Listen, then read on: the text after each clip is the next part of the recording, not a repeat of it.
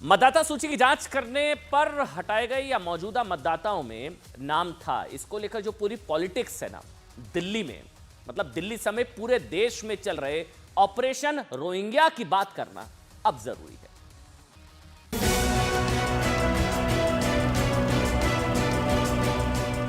जड़ों की जांच होनी चाहिए, क्योंकि जिस प्रकार से अरविंद केजरीवाल चुनाव आयोग तक गए हैं इलीगल घुसपैठियों का वोट रुकवाने, हमें पूरा विश्वास है कि इस गैंग का लिंक अरविंद केजरीवाल और उनके विधायकों तक जरूर होगा।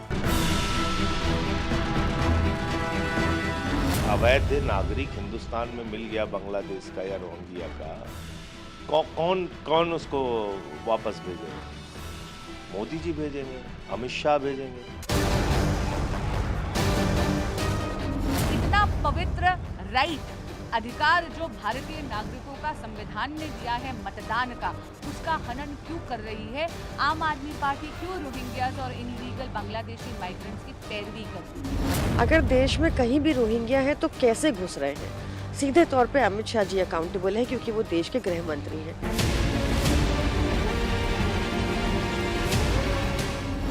के और घुसपैठिए हैं और यहाँ पर जाली सर्टिफिकेट से यहाँ पर आए हैं। हम चाहते हैं वो डिपोर्ट होने चाहिए। दिल्ली की जनता को बताइए कि आखिर क्यों चाहते हैं आप कि अवैध रोहिंग्यों पर कार्रवाई ना हो, अवैध बांग्लादेशियों पर कार्रवाई ना हो।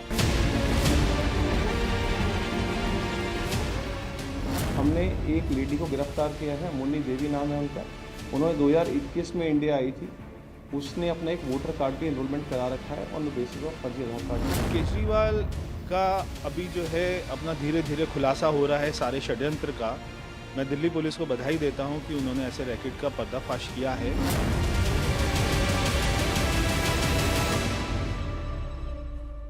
देखिए, आपको याद होगा महाराष्ट्र में वोट जिहाद के आरोप लगे थे कि महाराष्ट्र में वोट जिहाद हुआ, फंडिंग हुई करोड़ों रुपए की। जांच एजेंसियों ने भी इस बात की ओर इशारा किया था। लेकिन अब सवाल है कि अब दिल्ली में चुनाव है, तो ये सवाल बीजेपी उठा रही है साहब कि क्या दिल्ली में भी वोट जिहाद की कोई साजिश है?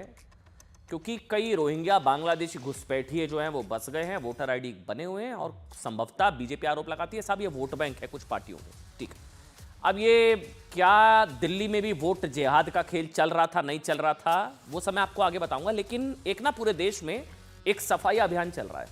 इसको आप स्वच्छता अभियान का नाम दे सकते हैं। ये सबसे बड़ा सफाई अभियान है, सफाई घुसपैठियों की।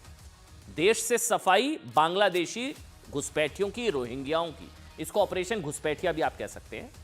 देश में कई बीजेपी शासित राज्यों, पूरे देश में, सिर्फ दिल्ली की बात नहीं कर रहा मैं, पूरे देश में यह सफाई अभियान, स्वच्छता अभियान, रोहिंग्याओं को हटाने वाला, भगाने वाला, बांग्लादेशी घुसपैठियों के खिलाफ जबरदस्त सर्च ऑपरेशन पूरे देश में। इस सर्च ऑपरेशन में भारत में क्या होता है ना, चोरी छिपे घुसे घुसपैठियों को ढूंढ ढूंढ कर बाहर निकालने की कोशिश की जा रही है। सब कागज तो दिखाने पड़ेंगे, अब तो कागज दिखाने पड़ेंगे। कागज दिखाइए वरना जाइए। इस ऑपरेशन के तहत क्या चल रहा है आप सुनेंगे। दिल्ली, हरियाणा, महाराष्ट्र, जम्मू कश्मीर, उत्तर प्रदेश, मध्य प्रदेश, राजस्थान, छत्तीसगढ़, ये सारे स्टेट्स अब देखिए आप, इसमें से लेकर असम तक घुसपैठियों पर एक्शन हो रहा है। दिल्ली में पिछले कुछ दिनों से चल रहे ऑपरेशन में अब तक 1000 से ज्यादा रोहिंग्या बांग्लादेशियों की पहचान हो चुकी है। कल पुलिस ने, देखिए वो तस्वीरें भी चल रही है, कल पुलिस ने घुसपैठियों को बसाने वाले 11 लोगों को गिरफ्तार कर लिया। पुलिस जा रही है साहब, कागज दिखाइए, आधार दिखाइए। मतलब घुसपैठ का आधार खत्म करने वाली खबर है ये। घुसपैठ का ये आधार खत्म कर दो ना, तो आधार कार्ड से लेकर वोटर आईडी कार्ड तक बनवाते थे, सब कागज दिखाओ, कागज दिखाने पड़ेंगे। हरियाणा के कई जिलों में अवैध ढंग से रह रहे बांग्लादेशियों को पहचान कर बाहर निकालने के लिए पुलिस का सर्च ऑपरेशन शुरू हो चुका है। देखिए नीचे पढ़िए आप, कई जिलों में घुसपैठ के खिलाफ सर्च ऑपरेशन, हरियाणा, दिल्ली, महाराष्ट्र, छत्तीसगढ़। अच्छा, इस एक कोइंसिडेंस भी है, इन सारे स्टेट में सारे बीजेपी शासित है। अब ऐसा तो है नहीं साहब बीजेपी शासित राज्यों में ज्यादा घुसपैठ है, बल्कि कांग्रेस शासित राज्यों में भी होगी, बल्कि वहां तो संभवतः बचाने की कोशिश की जाती है। ममता बनर्जी कहती है कि घुसपैठियों को हाथ लगाकर दिखा दे, उनकी तरफ से इस तरह के बयान आते हैं, बांग्लादेशियों को हाथ लगाकर दिखा दे। सर्च करिएगा, मिलेगा आपको। महाराष्ट्र के धुले, नवी मुंबई, भिवंडी में हुई छापेमारी में 11 बांग्लादेशी गिरफ्तार किए गए, 11। छत्तीसगढ़ में 20, जम्मू में 400 की पहचान हुई है।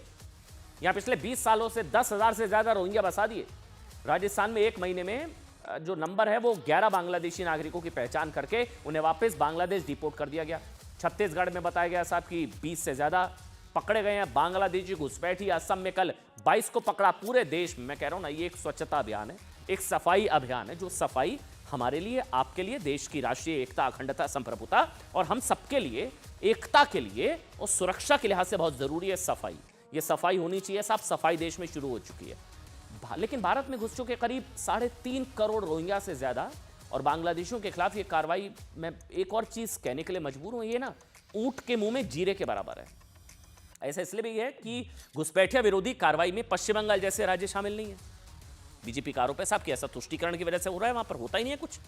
लेकिन अवैध बांग्लादेशी घुसपैठियों और रोहिंग्याओं के खिलाफ ये कार्रवाई तब तक पूरी नहीं हो सकती जब तक बंगाल, झारखंड, तेलंगाना, हिमाचल में भी ये हो ना, घुसपैठ के खिलाफ पूरी ताकत के साथ लड़ा जाए, एकजुट होकर लड़ा जाए।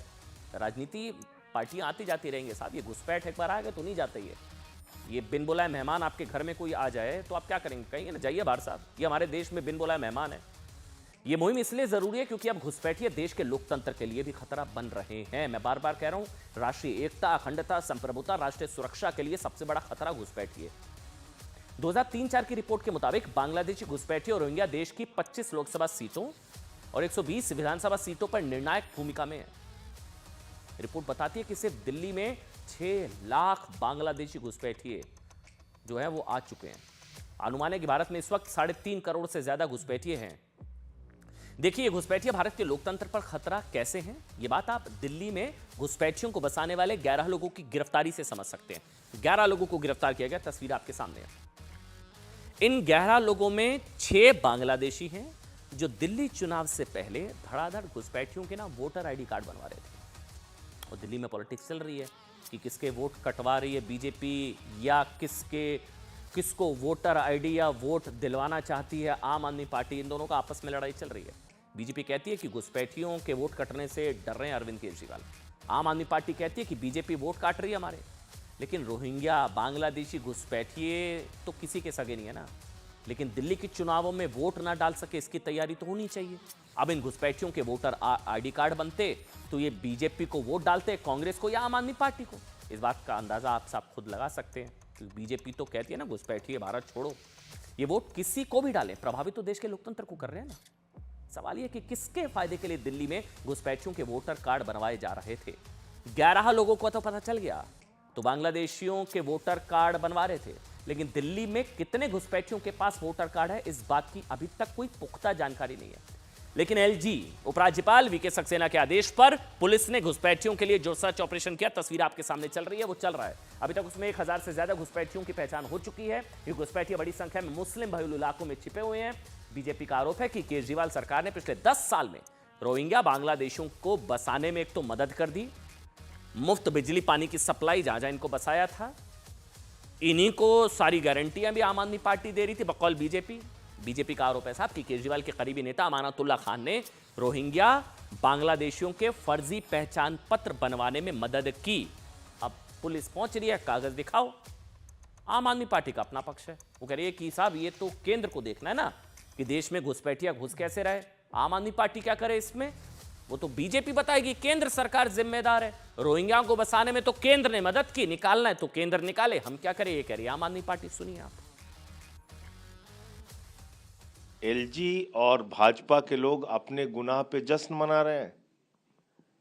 अगर कोई रोहिंग्या बांग्लादेशी यहाँ मिल गया तो ये लोग जो भाजपा वाले जो बात कर रहे हैं, हालांकि महामूर्ख की टोली है भाजपा, इनसे पूछिए इनको डिपोर्ट कौन करेगा। कोई अवैध नागरिक हिंदुस्तान में मिल गया बांग्लादेश का या रोहिंग्या का, कौन उसको वापस भेजेगा? मोदी जी भेजेंगे, अमित शाह भेजेंगे।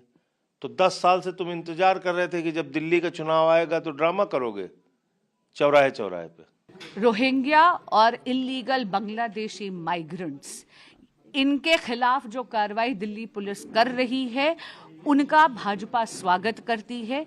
और मैं पूछना चाहती हूँ आम आदमी पार्टी के शीर्ष नेतृत्व से कि वो क्यों इतना पवित्र राइट, अधिकार जो भारतीय नागरिकों का संविधान ने दिया है मतदान का, उसका हनन क्यों कर रही है। आम आदमी पार्टी क्यों रोहिंग्याज और इलीगल बांग्लादेशी माइग्रेंट्स की पैरवी करती है। साहब देखिए, कौन सच्चा कौन झूठा हमें नहीं पता, ये पॉलिटिक्स इनकी आपस में चल रही है। आम आदमी पार्टी कहती है साहब बीजेपी जिम्मेदार, बीजेपी कहती है आम आदमी पार्टी जिम्मेदार। लेकिन अरविंद केजरीवाल जी के उस एक दावे को लेकर विवाद हो रहा है। इन्होंने क्या किया, एक अरविंद केजरीवाल जी जिन्होंने एक महिला का वोट कटवाए जाने का आरोप लगा दिया, वो एक सभा में वो पहुंचे थे। अरविंद केजरीवाल ने कहा था साहब कि दिल्ली में कई मतदाताओं के नाम वोटर लिस्ट से गायब किए जा रहे हैं। दिल्ली के किदवई नगर में एक ऐसी ही महिला, चंद्रा नाम उन्होंने जिक्र किया, चंद्रा, और करते हुए कहा कि चंद्रा का वोट कटवा दिया गया। यहां तक सब ठीक चल रहा था, लगा कि बात बहुत गंभीर है। लेकिन चंद्रा नाम की महिला सामने आ गई। चंद्रा नाम की महिला ने कहा कि उनका वोट तो नहीं कटा है, वो तो लगातार अपने मताधिकार का प्रयोग कर रही है। बीजेपी को कहने का मौका मिल गया कि देखिए अरविंद केजरीवाल झूठ फैला रहे हैं और उनके झूठ की पोल दिल्ली की जनता खोल रही है। सुनिए दोनों बयान। ये देखिए सारे मीडिया वाले, इनका वोटर कार्ड कटवा दिया इन्होंने। इनका नहीं है, इनके पास कार्ड है, इनके पास कार्ड है। और ये बीजेपी वाले बोलते हैं ये रोहिंग्या हैं, ये रोहिंग्या हैं। मनी इनका नाम है, इनके पिताजी चंद्रा इनका नाम है, एम रघु इनके पिताजी का नाम है। हम बनवा देंगे आपका, अभी बनवा देते हैं आपका। मैं डाला तो साल भर हो गया ना, साल भर हो गया मैंने आखिर में डाला। कभी मैंने वोट तो मेरे कटे ही नहीं है।